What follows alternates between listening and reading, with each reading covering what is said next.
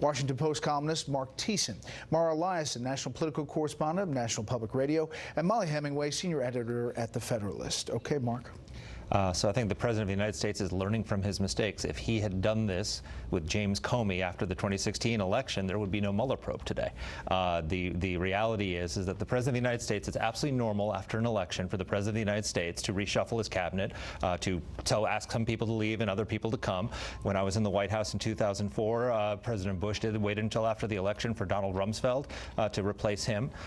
So this is completely which he did the day after the midterm. So this is normal process. If he had waited to do this, and then all of a sudden some development came with the Mueller probe or something controversy with the Justice Department, then people would start speculating about whether this was, we'd be into conspiracy theories about obstruction of justice. Here it's just very clear the election has changed and he's moving on. It's a smart move. You know, a lot of people asking what has happened to the possibility of Deputy Attorney General Rod Rosenstein, who was at the White House today. Shouldn't he then assume the top spot? I asked Trey Gowdy about that earlier in the show.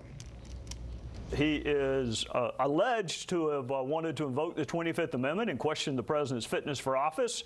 So I'm not sure that would have been the right pick, but he is overseeing the Mueller probe right now. I don't think anything's going to happen to Rod until after Mueller finishes his investigation, and then what happens after that will be between the president and Rod.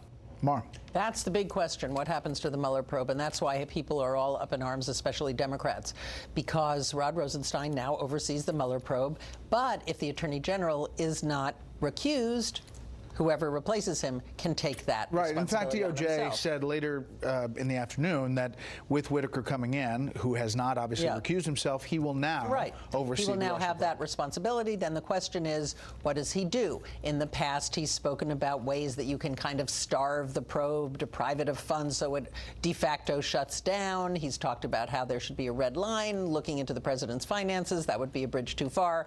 So Democrats want to protect the Mueller investigation. They don't want it shut down, and that's going to be the next big controversy. Well, we should point out that that Bob Mueller, everything we know is that he's staying coloring within the lines. He passed off the finance stuff to the Southern District of New York, and we just don't know when he's coming forward. You mentioned Matt Whitaker talking about that. Here's a soundbite when he was commenting.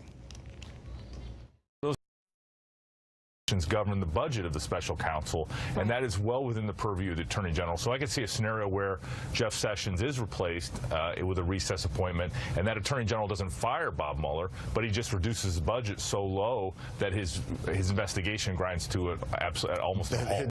So Democrats are asking, is he that acting Attorney General? Well, and this is a really interesting thing that might be worth doing. We haven't had a lot of accountability for the special counsel. We don't even know what the actual limits of the special counsel probe are because that memo that Rosenstein revised has not been made public. The American people actually don't know much about what's going on there, and it would be great to finally have someone who actually can oversee this. I mean, Jeff Sessions is a fine and honorable man, and that honor was used against him by people who believe in this Russia conspiracy theory to get him to recuse himself, and he didn't need to do that, and he was way too naive to believe that that was even a reasonable thing to do. But just Americans believe that law enforcement agencies and police forces shouldn't be rogue, that they should have civilian accountability over them, and it's good to have someone in place who can do that. And Gowdy also said it's possible that Whitaker is the person that's the impetus for another special counsel looking at the FBI and the early stages of the Russia probe. It seems like you're getting to the end of this, but who knows? Yeah, it's one day after the midterms and we're already back into whittling this down into more special counsels and more controversy. I mean, this is generally the pivot where we've got to be right now, which is, are we going to, we've now got a Democratic majority in the House. There's a chance for some bipartisanship on both sides. Are we going to go down the rat hole of having all the expanding probes, more special counsels, more controversy, or are we going to try and see whether the two sides can actually work together and do what the American people said they wanted them to do, which is to unite and try and get some things done? To that point, Jerry Nadler tweeting out, Americans must have answers immediately as to the reasoning why behind the president's removing Jeff Sessions from the Justice Department. Why is the president making this change? Who has the authority over the special counsel Mueller's investigation? We will be holding people accountable. And Molly, you think that he will be holding people accountable? Yeah, I happened to ride the train down from New York to D.C., and Jerry Nadler, in my presence, talked with a friend about how Democrats now taking over Congress plan to do investigations leading to potential impeachment for Justice Kavanaugh, and that they're all in on the Russia investigation. And so, you know, you might wish that Democrats would actually work on legislation instead of continuing with some of these endless probes, but the executive branch needs to be smart about this, and they need to not be as naive as they were at the beginning of the administration. You always have to go with the quiet car. You just, as a lawmaker, I think the quiet car is the way to go. Next up, breaking down the midterms.